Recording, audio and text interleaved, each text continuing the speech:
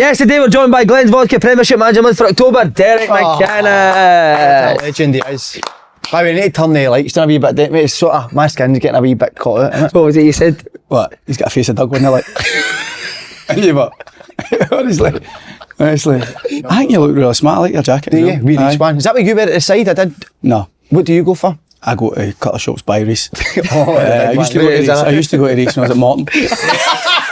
Wearing skin. I'm not joking.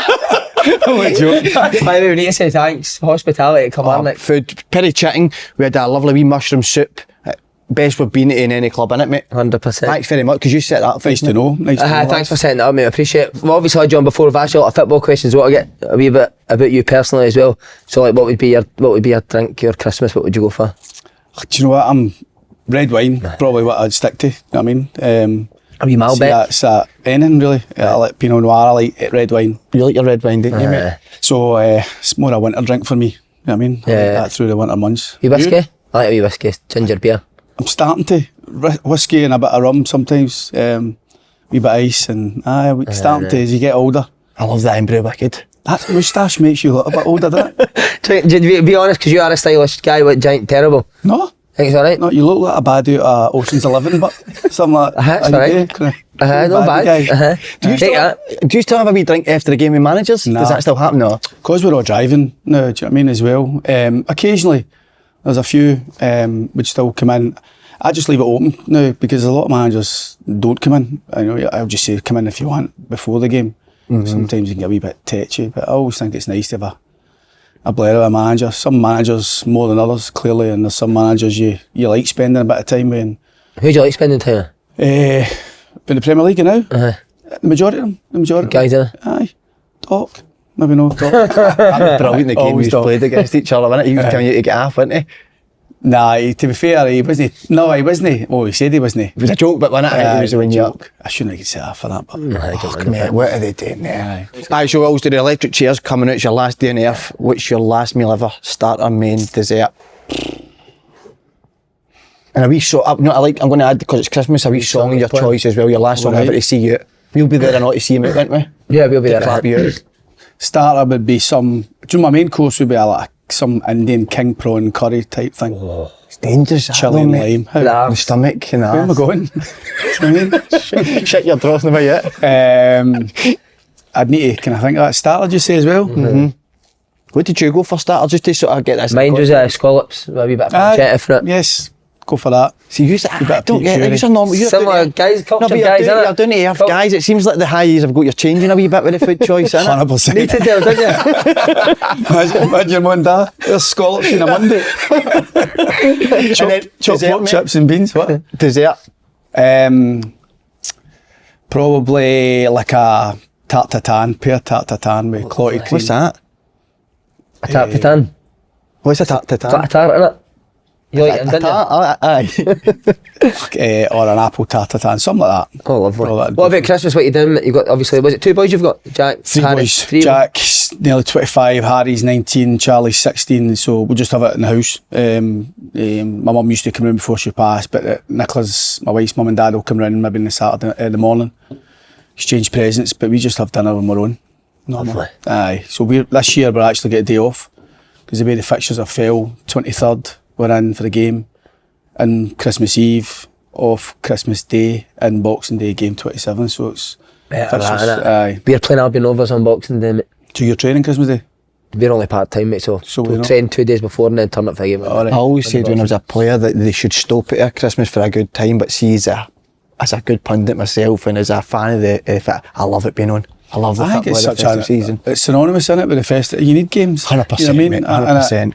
And I actually think it's hardly a big ask to ask players to come in and train. You know what I mean? Take you away for the family for a couple of hours. You know what I mean? I think it's not a big deal for me, that. I just always worry about the excess. Sometimes when there's family round and then it's like 5, 6 o'clock at night and the day's starting to drag on. If you were playing on Boxing Day, then you always try to say to the players still to try and be that professional. Did you go to a hotel on Christmas Day? No, never. At West Brom we did. Manager used to always, he had his training at 5 o'clock, Gary Megson. He used to say, like, He hates his family, Gary Megson. You can tell he's that type of guy. He was brilliant. And he used to bring us in 5 o'clock, and then just wherever we're home or away, we'd stay in the hotel, so he could then control everything after that. I actually loved it, mate. I loved. You look at me like Gary Megson. I actually used to love getting in training Christmas. I felt dead. We went to Christmas came along. I used to sort of not like the fact that you couldn't get hold of your pals or anybody or the teammates because it was your family. So the fact that you're in Christmas, training and then away to hotel, I loved it. Nah, brutal. No for me. Right, into the football, mate. Manager of the month for October, but we're well past that now. How do you reflect on the probably halfway point of the season? Done great, mate. No, do you know what? It's probably like every manager. There's a few points we feel as though have kind of chucked away a wee bit, but by and large, I think the level of performance has been so much better. Stats compared to where we were last year, more goals, more clean sheets, far more points, less goals conceded, everything. Don't get me wrong, last season's hardly a good reference for us. Last season we were terrible. I didn't enjoy last season at all. It was a big effort just to make sure we stayed in the league, but I actually feel this time around that we can, every day we've got a better level of player in the building, better level of person. The boys last season did extremely well and knocked their pan in, but I actually feel we've got more of a kind of connection with Kilmarnock now rather than over-reliant on too many loan players last year, to be honest. But I think this year, I think with the league's tight, it's obviously fiercely contested. There's not a lot between a lot of the teams. So we're just searching for that consistency and just trying to get us to, I just want us to carry ourselves like a top 6 team. Do you know what I mean? I want us to feel like a top 6 team all the time and perform like a top 6 team all the time. That's the challenge to the players because they've shown against a lot of teams this season and a level of performance has been good, but it's to do it all the time. So have you changed anything yourself, or is it just purely based on players that have came in? I think I'm probably more confident in what we've got. Even I think I could, last year we could maybe be debating through the week with the staff about picking teams. I'm not wanting to cry the lads last year because it was me to put the squad together, but we were up against it fairly on coming up, and a lot of time you just weren't sure. You didn't have the same maybe level of trust and performance. A lot of young boys in the team, a lot of players playing Premier League for the first time, whereas this time around I feel even the ones who played here last year are better again for having had that, and I think the ones we brought in have helped raise the level. So there's a kind of confidence that even now, Wednesday, going into game Saturday, I could probably have 3 or 4 different teams in my mind for the game, and I feel every one of them could win as a game. Do you know what I mean? So that's a better feeling for a manager. There's nothing worse than a manager, and I remember before sometimes sitting with Doc going to games or travelling to the hotel on a Friday, and every team you were writing down, you just weren't sure it was going to be good enough. Do you know what I mean? But that's due to injuries, due to the circumstance of the squad. So I think that confidence obviously comes for us and comes for how we work. I've always thought my teams are competitive, so a more competitive side of it helped us in the end. The team spirit came right out at the end of that, at the end of last season, but the demand shifted this summer, and nobody knows that more than me. It's like you get a wee bit of grace. Well, it's not really my team. There was a lot of boys under contract.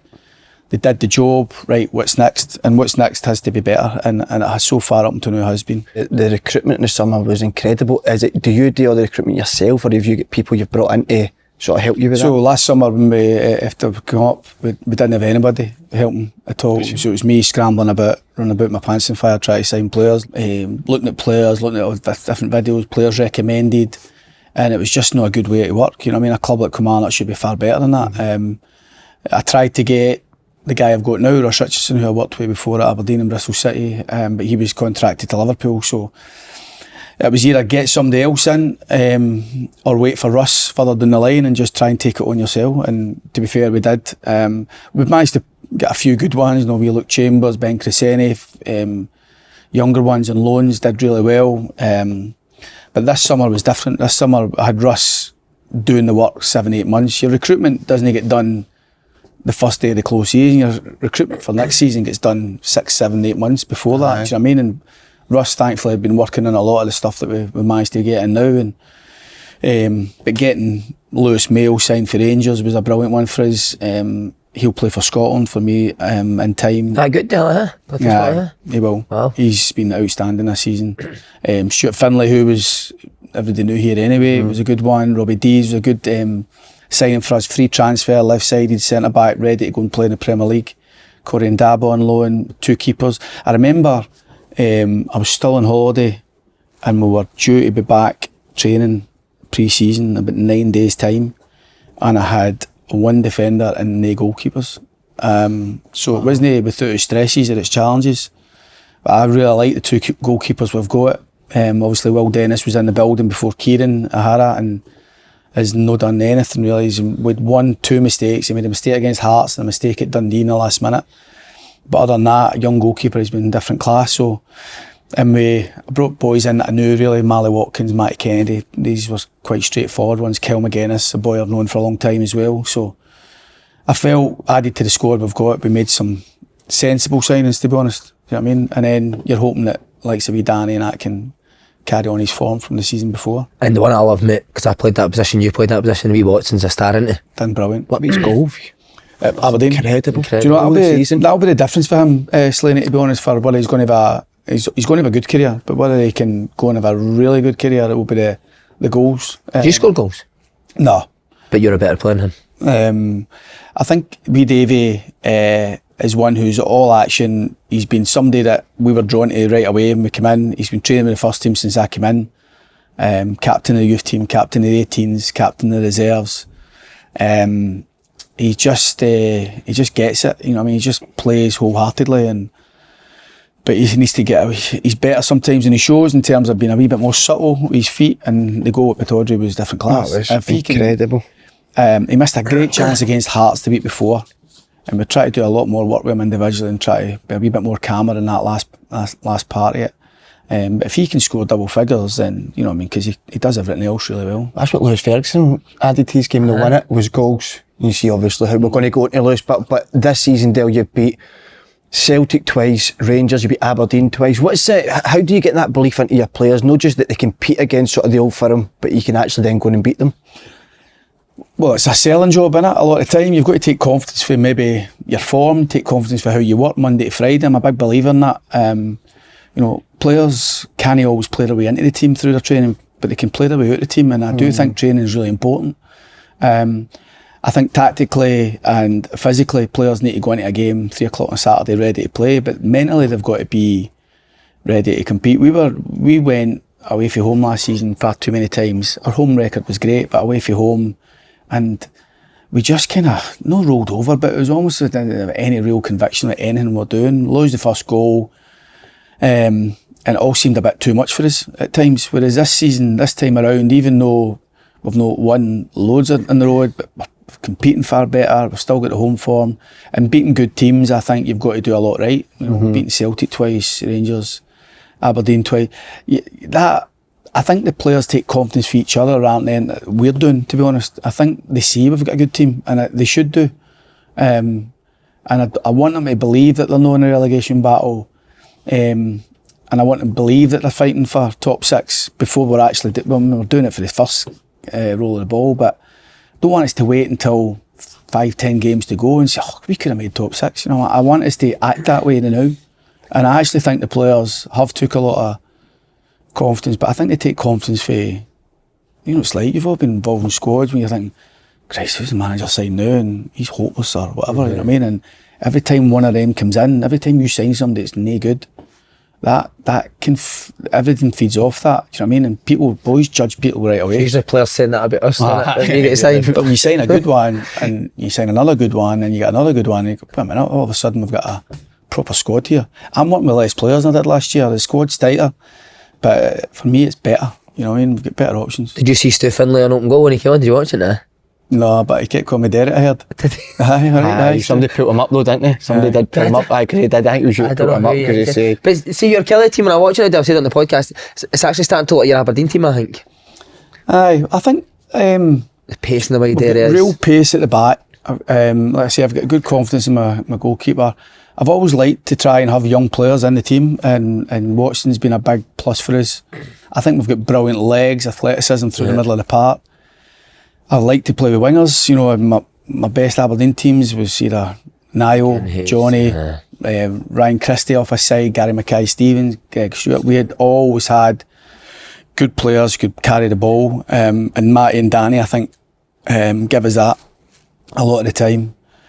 But a lot of the time you're only as good as your front two. A lot of times, and I just feel as though like Marley and Vass, they're the only players we've got in their 30s. But they know their way about the pitch. They know they're strong boys. Even though they're not their best, they can cause defences problems. I'd like us to get more goals into the team. But I see progression. I'd like us to progress a bit quicker than we're doing in it. But I actually think we're going the right way, considering where we were less than 2 years ago. I wasn't in the job 2 years ago, and I looked at the squad then compared to what we've got now, and I think sometimes you're looking for more and think, I wish we'd that. Sometimes it's important to look back to actually look what you have got. Yeah, now. definitely. Do you know what I mean? And you saying that, you're not the only person that said that to me, and I actually quite like that, because my Aberdeen teams were so difficult to play against. Yeah. The Red Arrows, man. You would. We had a lot of pace. I like pace in the team. I'd still like to get a wee bit more pace at the top end of the pitch if we could.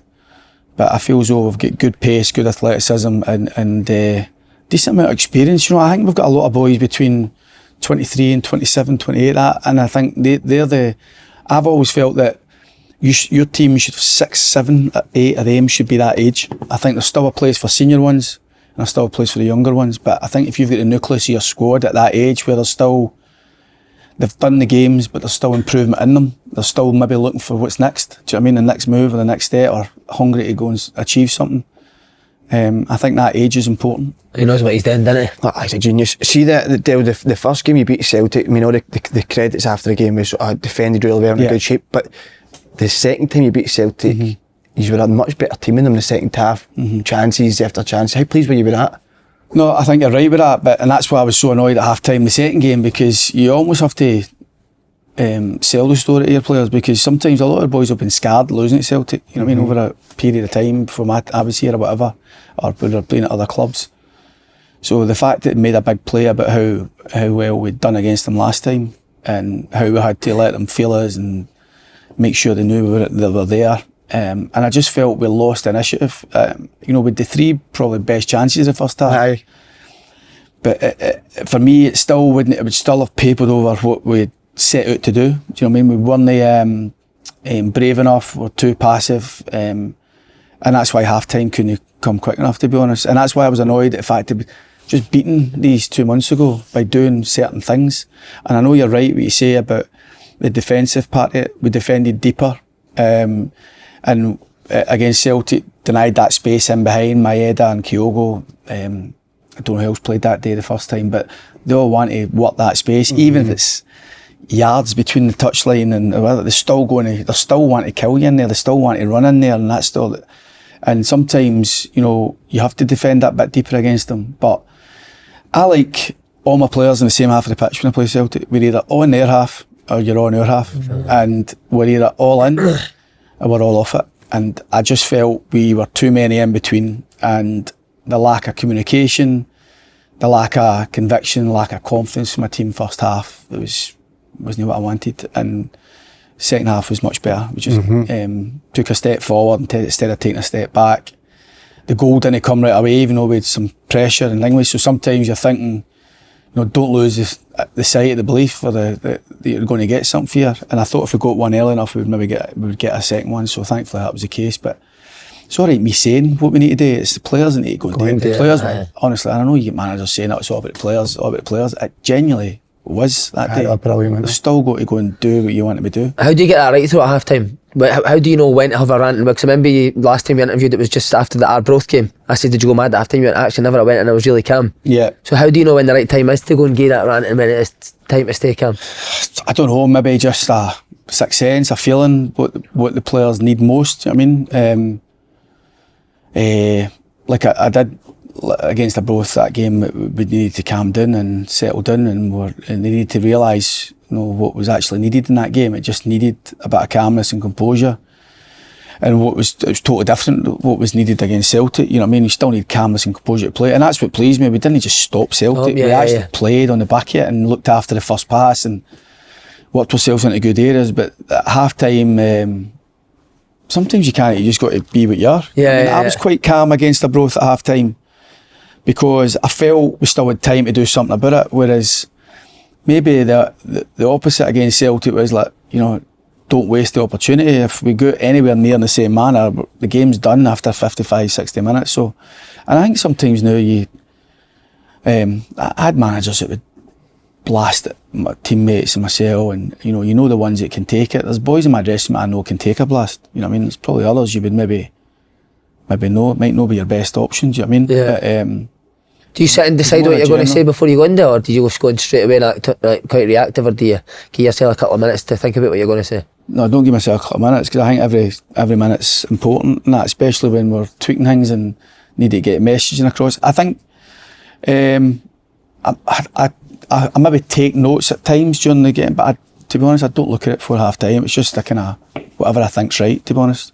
And what I felt right, it might not be always right, but what I felt at that time was we needed to get a rocket up with us. Do you know why I loved it so much? Obviously, I wanted Celtic to win, but do you know why I loved it so much? I'm sick to death of hearing when sort of Celtic like going to Europe, they can't compete because of finances. You've proved that when you play against Celtic that you can do well. Do you know what I mean? Yeah. So I love that you've done that. Anyway, sorry about that, making a bit myself there. Were you surprised when Tony... You're in a breakdown there, wasn't it? Were you... Lying on the couch. Were you surprised when Tony Dock left? No, because it was something that we'd kind of spoke about. You know, I'd always looked to maybe try and, you know, all the top managers, you know, managers miles better than me, guys that I've leaned on and spoke to 2 or 3 times over the years, always said, keep changing your staff up, it's important.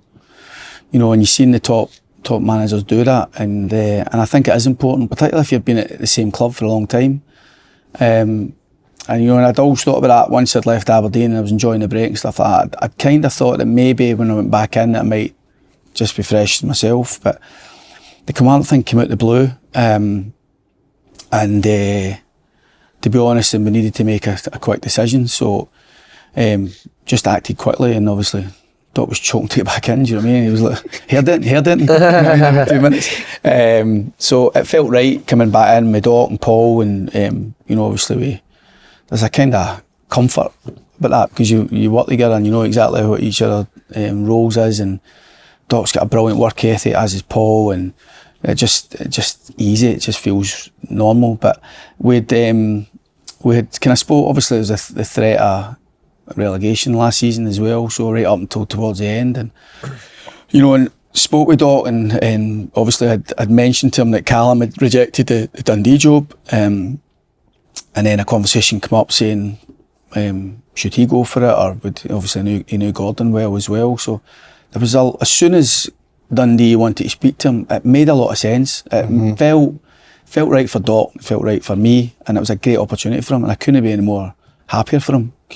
You want your mates to do well, and you want good things to happen to your pals, and he's put the good thing about coming up with Dundee. Sometimes you get into that first job, and it doesn't matter what age you are. No, Doc being 52, 53 or whatever, or a young manager at 33, 34, you still need to try and make a success of that first one. And normally you would get a job because it's broken or something's not right.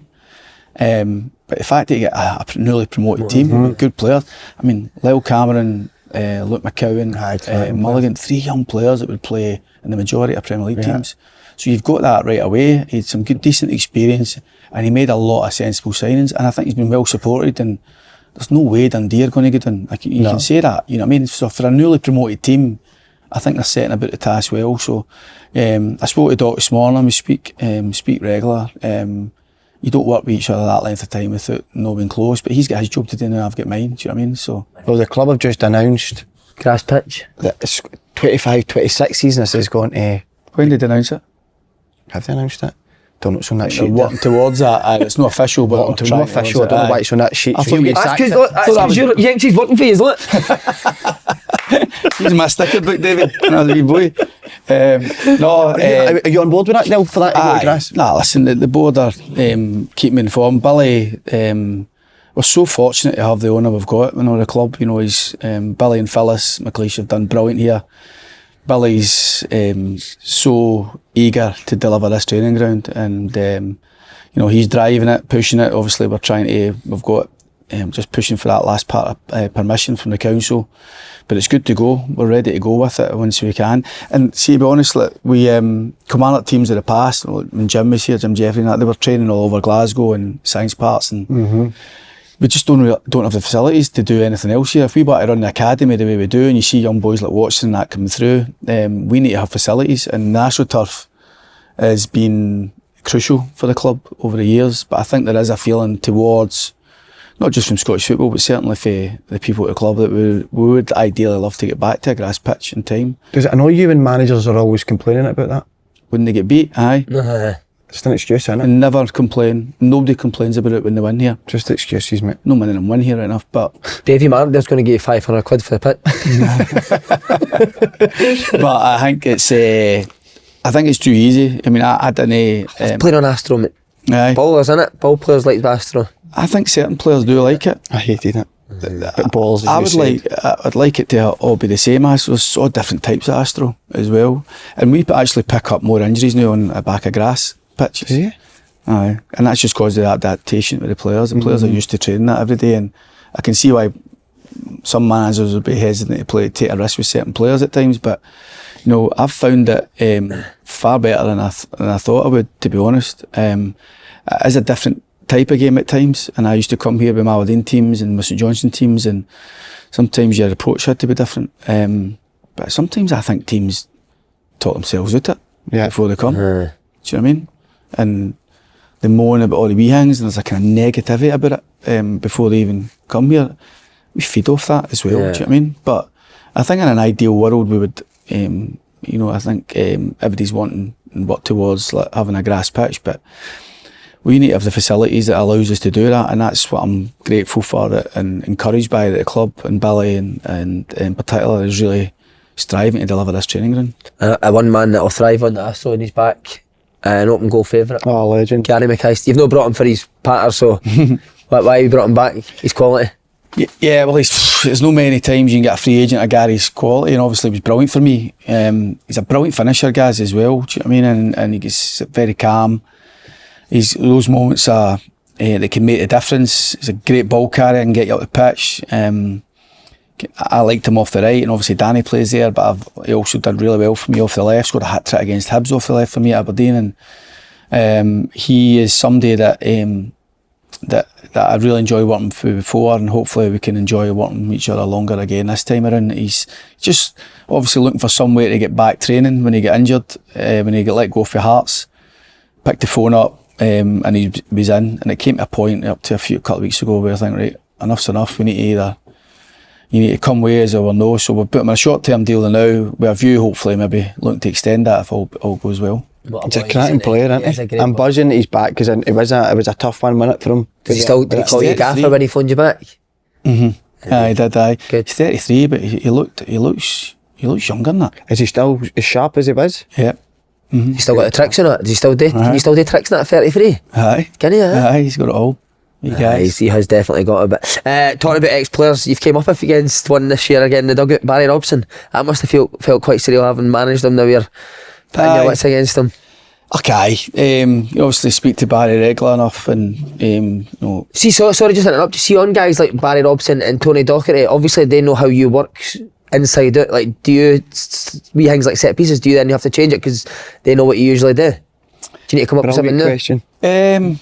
Possibly. I actually, when we played Aberdeen, I went back to a couple of my old Aberdeen corners that I'd done for a few years back, because we've still got them all in swingers and out swingers, and I thought it would be quite ironic if we could score off one that had actually been invented really up there, and we didn't score for it, but we should have. But no, I think there's maybe a bit of that. I think I kind of know how Barry wants to play, and obviously Doc, not having been a manager before, but there's not going to be many surprises. I actually don't think there's that many surprises for managers. We all I even think the lower leagues, managers know the game. There's tactics. There's nothing in the Premier League that's going to blow managers away in lower leagues about tactics. Everybody's got an idea. It's just working with the level of the player and maybe putting together good squads and having how you get the best out of your team. You know what I mean? But at the end of the day, we're all judged on the performance of others. Do you know what I mean? It's my job to make sure my boys play for me as often as they can, as much as you want me. But in terms of tactics and all that, there's very rarely games are won tactically now, I think. You know, because we've all got a rough idea. Somebody comes in with a different team, you can make little adjustments or you can adjust during the game. But I do think the tactics part of it can be a bit overplayed, to be honest. But in terms of Barry and Doc, you know what I mean? It's funny. I would maybe wind them up and say, "By the way, I got your team yesterday," and you can see them. Who told you that? It's like a severe place to get the team. I mean, what about you? You scored the last minute against Aberdeen. How long would it take you for then you and Barry to then talk? I was in his office Straight away after it, were you? My office. He was in it. I said that last year because back end of last season, that was the first time. And I walked in, I was like, "I can see you." And he got up. Brilliant. I know. But no, we were just chatting away after the game. I felt for him because it's a tough time, but it was a big week for him. You know, obviously, could have done without the Eintracht Frankfurt game, getting into the cup final. But he'd said he was going to make loads of changes, which was the right thing to do, and he had his cup final team in his mind. So I think he'd made 8 changes for Frankfurt to the Rangers game. So you know, it's you want your pals to do well. Do you know what I mean? Obviously not against them, but you know, I had a good chat with him after the game, and Barry's aware of the demands of the club. You know, I signed him in 2012, I think it was. So he's been a player, coach, assistant manager, and now manager. So he knows. Did you always know you'd going to go into management now? Can you tell with players? Do you know what? I always thought he'd be a brilliant member of staff, Barry. You know, I was keen. He's a brilliant competitor. I loved him in the dressing room. You know, as a player, brilliant, raising standards and training, all the rest of it. When he got to that crossroads, when he still thought he should have been playing, and he clearly shouldn't have been, I was telling him I thought his time was coming to an end. I played him in the reserves every week. Used to go to Peterhead every second week and playing with the kids. And you're sort of being a manager with the young boys. He was brilliant with the young boys. I think there is a case for that more with youth teams. I think having a senior player in amongst them, the right type of senior player. And Barry gradually became what he became, and you know, he was out of contract. I kind of begged Stuart Milne and the board really to create a role for him, because I thought it was important that he had something, you know what I mean, because when players stop playing, it's hard for him to kind of cope with that. And I wanted Barry to give the best chance as a coach, and he was brilliant. After that first year, he done a wee bit of a hybrid role, gave him the 18s job, and away he went. And you could see his influence on the 18s team. Mm-hmm. So he then starts to probably believe in himself as a manager, and ultimately he gets the real gig there, the first team job there. So you know, I think it's not an easy first job, that Aberdeen, you know. But the people there, the club know him inside out. They knew what they were getting when they put him in place. So, you know, and it's not without his challenges. You know what I mean? He could have went and won the cup on Sunday, and he could lose the night at Livingston, and he's under pressure. That's just the way it is. You know what I mean? Did you manage against Walter then after he was your manager? Aye. What was that like the first time you managed against him? You're talking about there about managers coming in. My St Johnstone team first year up, we beat the Gaffers team 4-1 at McDermott. And that was Stephen Davis and all that, good Davy Weir, all good team. And we went a diamond against them just to try and overrun them through the middle. And I went my front 2 against them, and Big Killie scored a worldie that day. Off his left shoulder, volley into the far side over Griegsy. And we were brilliant that night, 4-1.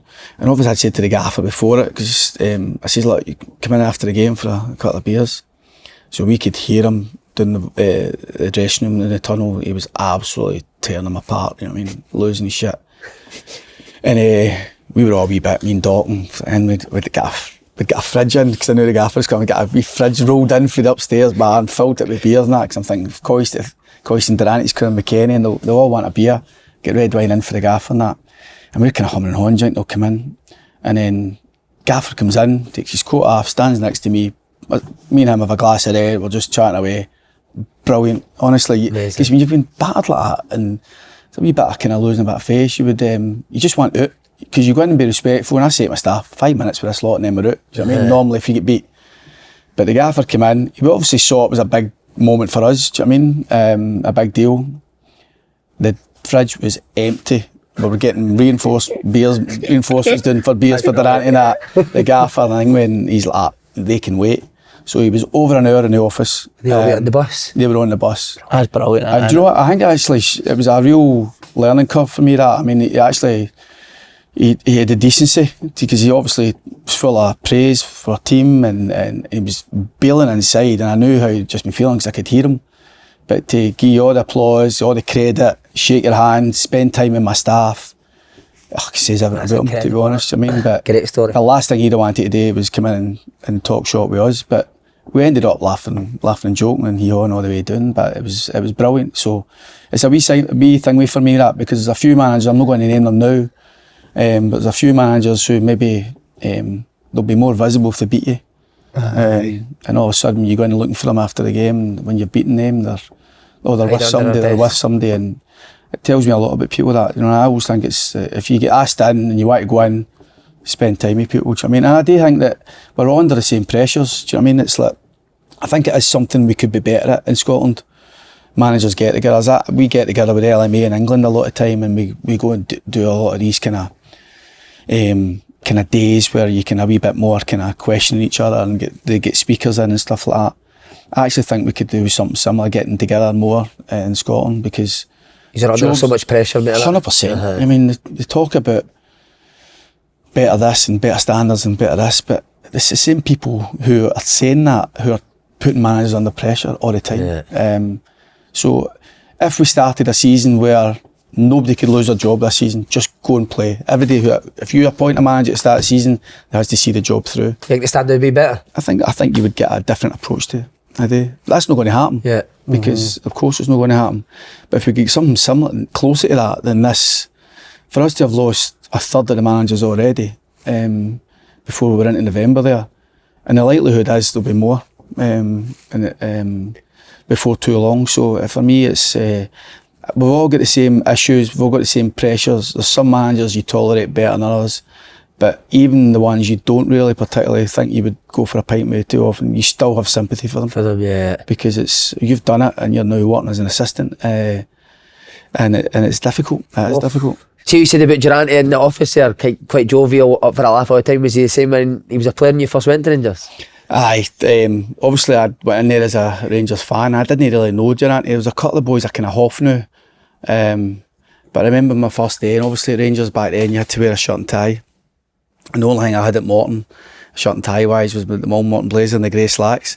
So there was me running about. Didn't really have the money to be spending on a new suit, but I remember going to Hugo Boss.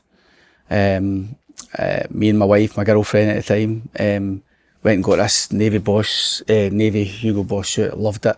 Wore it for about 12 years, but I absolutely get all my money's out of it. And I thought, right, shirt and tie, got this kind of bluey shirt and a kind of goldy and kind of tweedy looking tie. I thought that looks a bit smart, very Rangers that all day, made fine. So I remember I walked in the first day, so I'd done all my medical the day before, in Tuesday morning, next morning, and I was in early, and me Jimmy Bell was looking after me and sorting out, put me my peg next to Oz and me Charlie. And then Durante walks in, and he's like that, and he looked at me, and he's looking me up and down, he's like, what the fuck are you wearing, by the way? He's like, we've signed Prince Charles. What are you wearing? So he's going, pull with the gun. So every time somebody came in, and he's like, you sit there, don't take that off. And I'm like, you sit there, don't take that off. Thinking, so every time so everyone can see you. Aye. So I'm thinking, I'm about to get in the gym warming up because my knees are. So every time somebody came in, Trevor Stephen, Al McLaren, all the boys, Goffey and that, like that. Right lads, he met Prince Charles, new signing by the way, centre midfield player. And that was me, but he was to the point where he was actually really doing my nutting. I'm thinking, and he was was he like your main guy? I'm thinking, I really don't like this wee guy now. And then, but he came up to me about 10:30 for the training. He says, by the way, I'm not funny. He says, your shirt's alright, but get rid of that tie for fuck's sake. He says, if you need anything here, sort me out. If you want tickets for your family, just come and ask me, we'll sort you out. You'll do well here. And it was that kind of wee bit of joke with a jag kind of thing, and me and him were tight, we still golf, keep in touch, and brilliant wee guy, Durante. But then at the time it was like, I always even remember that I still had even that first day, I still had a club car from Morton, and it was for one of the local church garage in Greenock. And it was a big Peugeot 405, right? I loved it. Because the only motor I ever had was brand new. And it was burgundy, right? It was like a big... And every taxi driver at the time drove this Peugeot 405, right? So I'm coming from Paisley, right? So when I arrived in the morning, because we're in the centre reservation, headed as if I'm heading back home. So I packed up. So I'm walking out about 3:30, 4:45. First day, went well. Walking across, me Charlie walking out just behind me, and he's like that. Oh, taxi! Taxi! So next day I'm in a train, he went, do you know what Dell's got a taxi? He's like, you need to gear that up. Honestly. And I love my motor as well, do you know what I mean? Oh, brilliant, man. Good days. But there's no kind of settling in, do you know what I mean? Just straight at you, but brilliant. What a dressing room that was. Dells, have been any sort of times you went through and it's been tough times that any of the managers have reached to you, like you've worked under before, that have helped you or gave you a call? No, I don't think so. I think we're all kind of similar, that they maybe wait for a call. Do you know what I mean? Sometimes if I see somebody, maybe I know an ex-teammate or somebody I've worked with before and under a bit of pressure, you'd maybe make sure the weekend I'm going to make sure I phone him Monday, and you'd maybe reach out to them and have a blather with them and just try to see where it's at. And sometimes having a fresh conversation with somebody can just help. No, not really. I remember at St Johnstone when we first started. I remember I phoned Big Craig a couple of times, Craig Levine. Just to ask him about a couple of different situations and asking about a couple of players and I always thought he was a good help to me at the start, but it was normally Walter was probably the one that I spoke to the most, and even then it wasn't loads, do you know what I mean? Because I think sometimes... Did he phone you? No, it was maybe me phoning him. But when you did phone him, he'd give you your time. You were on the phone forever, which was good of him. And I think managers quite like getting phoned, do you know what I mean? Yeah. We're all saying we like to help people. A wee bit of ego with that. I mean, I think there is a bit of that. Yeah. Did you ever get the other way where Walter's team battered yous? They beat us loads, aye. I mean, did you do the same? Did I go in? Did I? No, I don't. Since you're gloating. Did I line upside down by his table? These are hopeless, but that's what Jared would feel like that. No, obviously, he beat us, my St John's team, when we won the championship, they beat us in extra time, semi-final of the Scottish Cup at Hampden. They got a penalty in Action Oval, went down about just 8-9 minutes to go. We'd went 1-0 up, and then we lost in penalties. So that was a sore one for us. No, his team he would have beat me a lot more than I beat him, of course. Aye, of course. But I just thought that was an interesting one that you said. You know, that it's like the last thing he wanted to do was probably sit and talk to me. But I think he's seen it as a young manager, somebody he knew, and he gave his time. I think it's no bad thing, that. Aye, well, we've got another legend, Lewis Ferguson. See, when you worked with him, did you know from a young age he was going to go and do what he's doing now? I thought he was going to go and have a top career. What did he hear that was different from everyone else? Well, I'd seen him play against my youth team, Aberdeen youth team, against Hamilton a couple of times, or one time, and I liked him. And then I went down and watched him in a cup game. And we'd actually went down to 10 men at Hamilton Stadium. And we scored with the last couple of minutes of the game to go in front. And I thought he was brilliant the whole game, not in terms of brilliant as in not lacing the ball over the pitch and individual skill, but just his drive. He was trying to take his own single-handedly, I thought. You know what I mean? He was time and time again, every time the ball went wide, he was running by his centre forward to get in the box. He was sprinting by his centre forward to get back in and fell in. Just doing the right thing. Just a boy doing everything right to the letter. And then I remember they took centre after losing that goal with 2 minutes to go. And the ball got hit in a diagonal and he's just laid one on. I think it was my wee left back. It might have been with Danny Harvey, you know. No, it couldn't have been, maybe. And he's just absolutely leathered him. And he's only leathered him because he's frustrated and he's angry and he's thinking he could go after it, get a yellow card. But the sheer will to win and not let the situation go without putting everything out there. Now, I'm not signing him because he threw an elbow into somebody's face or anything, but it was just the competitiveness of him. But I've seen enough in terms of a midfielder who would... I could have played Lewis. In fact, I did once at centre-half during the game. I played him at centre-forward and he loved it. He thought he was Diego Costa. He wasn't. But I played him at 6, I played him at 8, I played him at 10. I could have played him anywhere and he would have done the job. I trusted him against picking up the best the best strikers in the league, whether it was a Morelos or an Edward or a... What, set pieces like? Set pieces. So Lewis would go in there? Aye. And sometimes if I was running out of size against, but I says, you need to go and pick up the big centre. He never once, ever, and I mean it, ever let me down. Never. Not once. I can't even remember him dropping a run.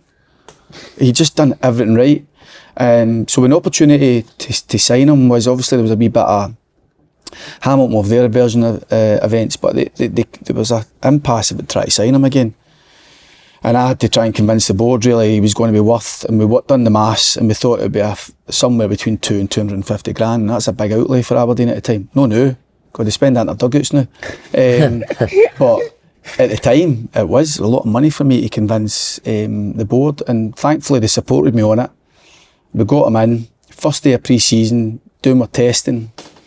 We actually went to the indoor because it was a bit greasy, the surface. You know, it's like you're doing your testing on the bleak test and you want to have a true surface. So we went into the sports village and it was Shinny was always beating every day, normally, him and wee Jacko. And there's Lewis, first day, nobody's beating me. And you could see Shinny going, who's this wee guy? Lewis, right through the end. He was the last man standing. Wow.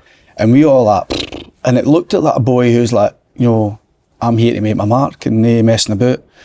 Did you think he'd come in and start for you straight away, or did you think he maybe would be a younger one? I thought, but listen, if you're paying 220 grand for a young player, even if it's Aberdeen, he's got to play. Yeah. But he surprised me how he adapted to it. We played pre-season. He was my best player in training.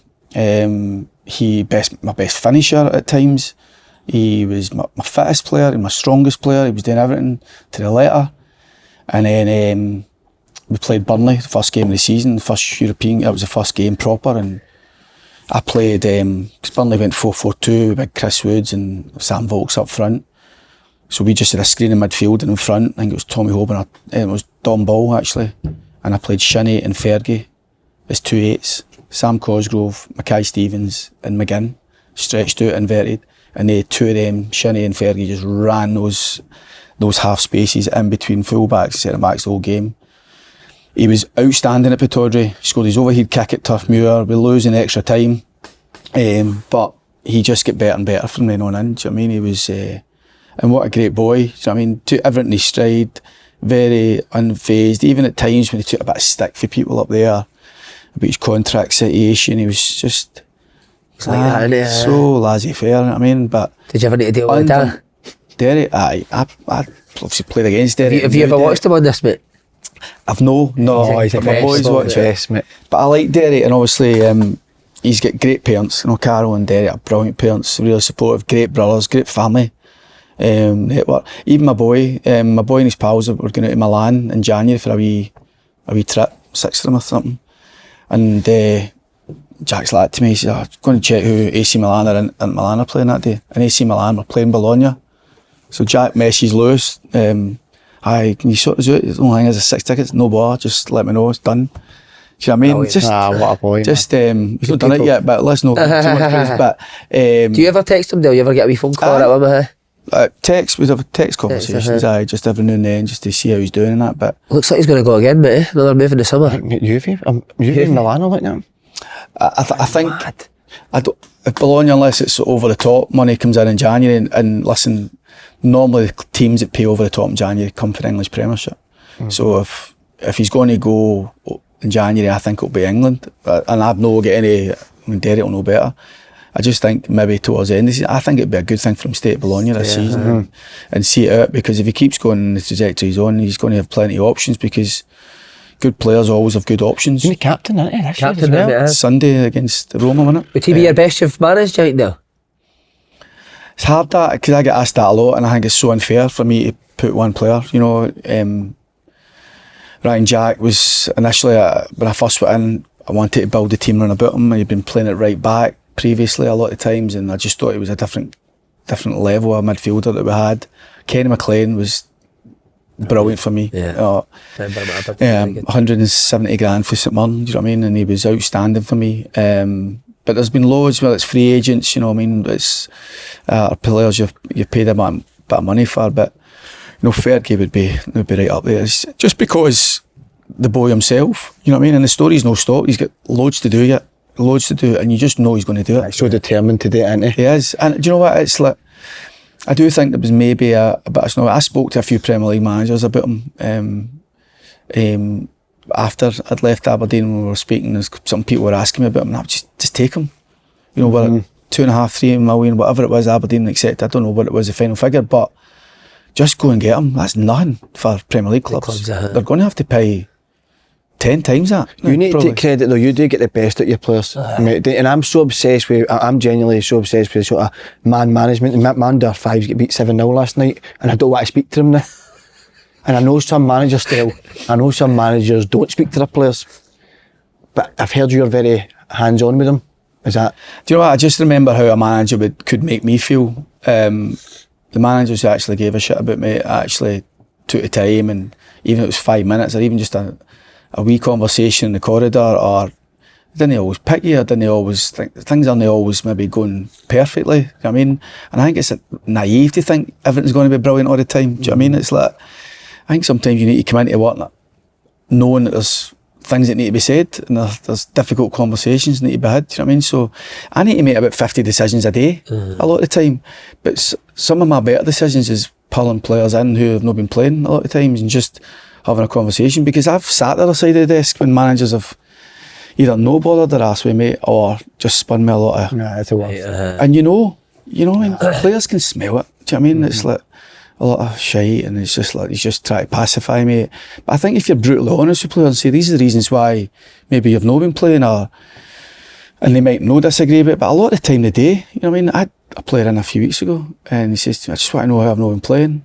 And I'm like, well, why do you think you've not been playing? He's like, well, I've not been scoring, I've not had any assists, and I've not really been consistent enough. I'm like, you've just answered your own question. Do you know what I mean? Yeah. So, and a lot of the time, they just need to talk. Do you know what I mean? They just need to get it out there. And I always think that when a player leaves a room, they've got to feel better about the situation, and I've got to feel better about the situation. And if you leave a conversation for too long, then it becomes a problem. Do you know what I mean? If it's something that, do you know, I don't really want to talk to him because it has been a bit unfair, or I don't really know what to say to him, because, you know what I mean, he's been doing well in training. I've not really got any real reasons for leaving him out, just other than the team's doing well.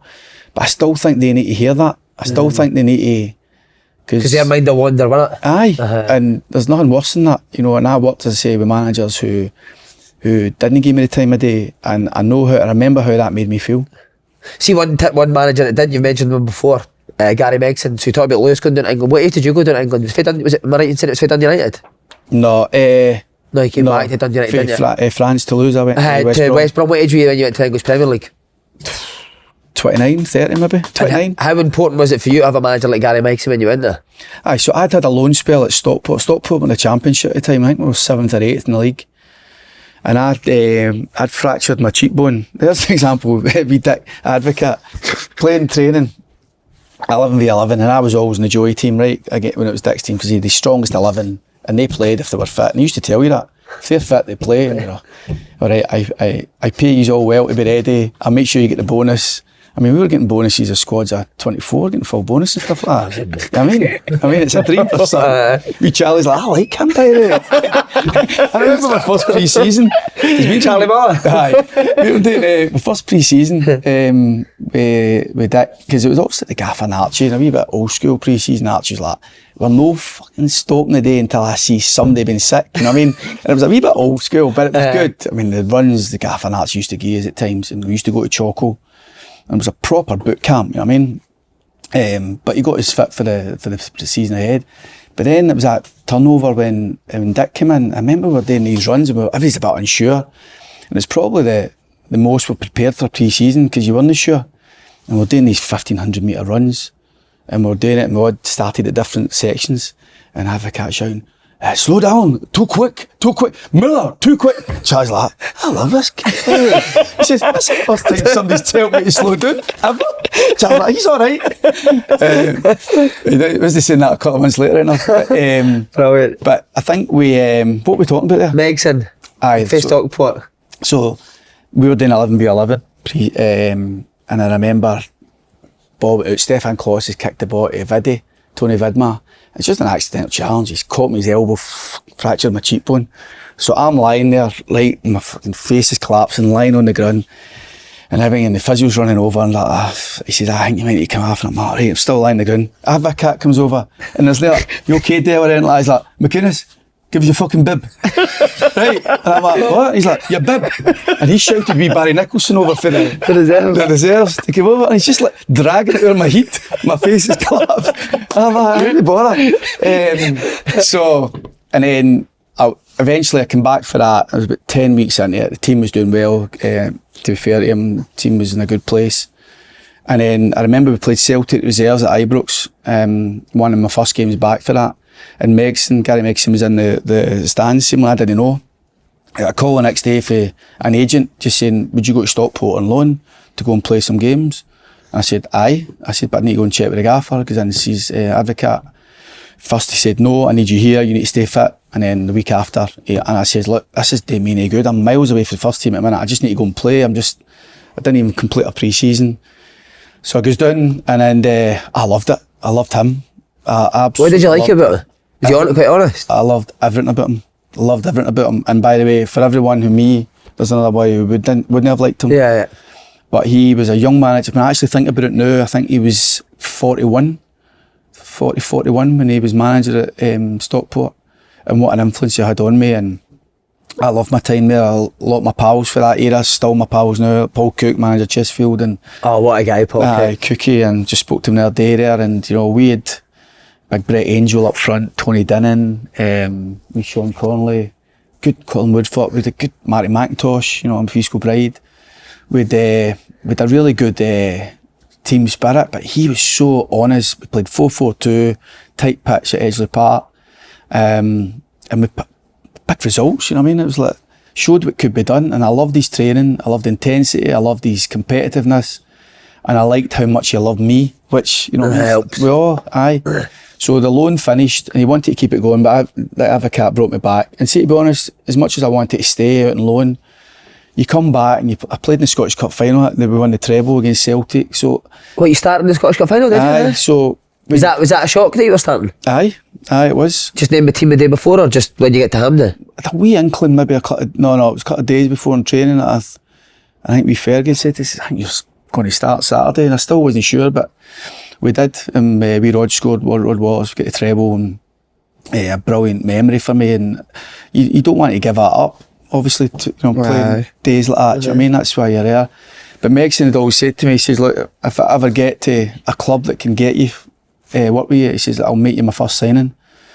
So 6 months later, I go to Toulouse, won promotion over there, come back for pre-season, didn't look as if I was going to play at Toulouse. Megson was trying to get me to kick West Brom up the season before, and they put, I think it was 600 grand bid in, and Toulouse accepted it, and you know, off we went. So my missus going for the south of France to Birmingham. You know what I mean? I remember that first day, I was like patting Jack in the head and going away. She's like, I'll phone you when I get to the hotel. And I'm staying in the motorhouse at the top of the Birmingham Road, just lying for the stadium.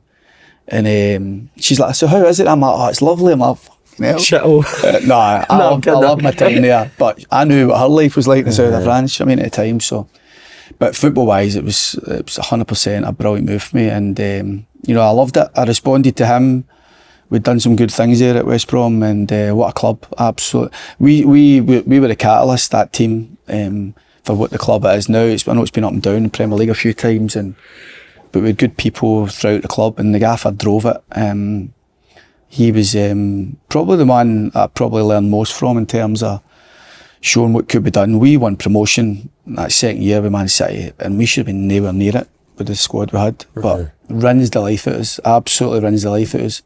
I think we had 29 clean sheets. I think it's still a championship record.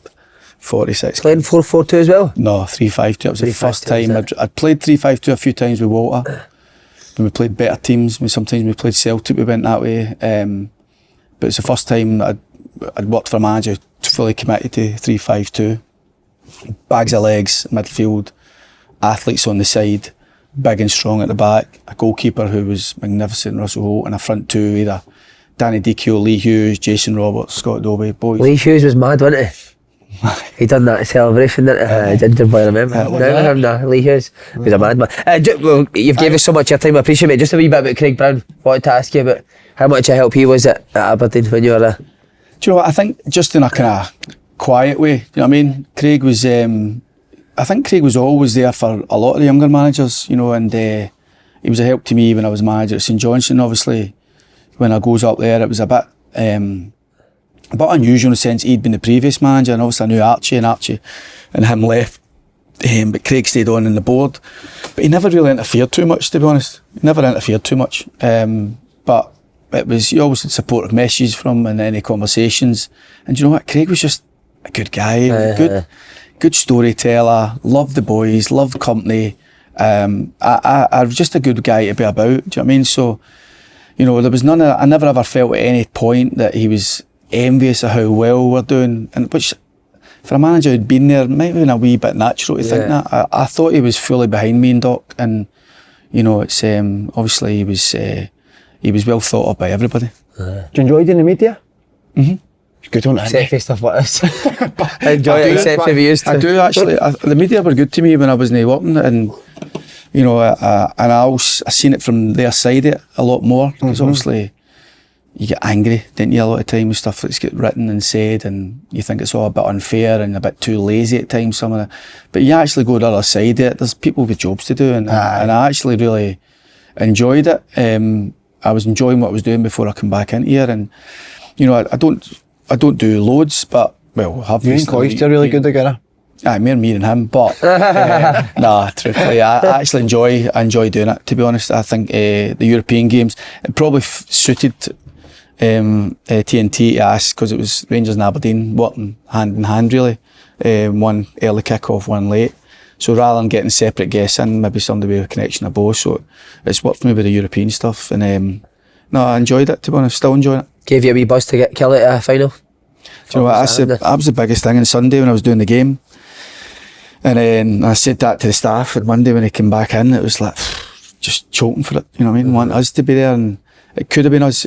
And I think we will. I genuinely think we will. I mean, I was a bit jealous and envious that you're not in the dugout in a cup final. So, but been so close so many times as well, haven't you? I think we will get there here. I'm convinced of it. I think we've got a team and performances in us that can win against anybody, as you've seen in the league, and you only need to win 5 cup games to win a trophy, and it's definitely doable for us. I would date for you. Would you? For that camera, let's go.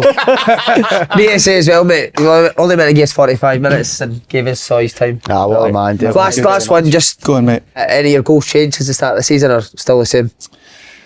It's probably still the same. You know, we've got a little mini private target we set with the players about where we expect to be. We know what you need to be on at certain moments in the season if we're going to be in that top 6. So we're just probably on track for that.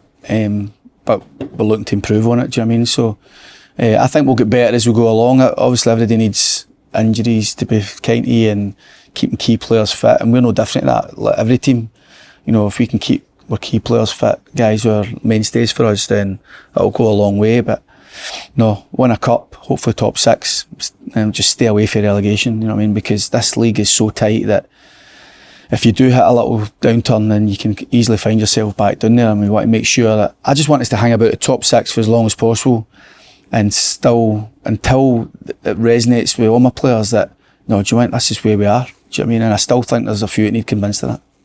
Derek McInnes, Thanks very much, mate.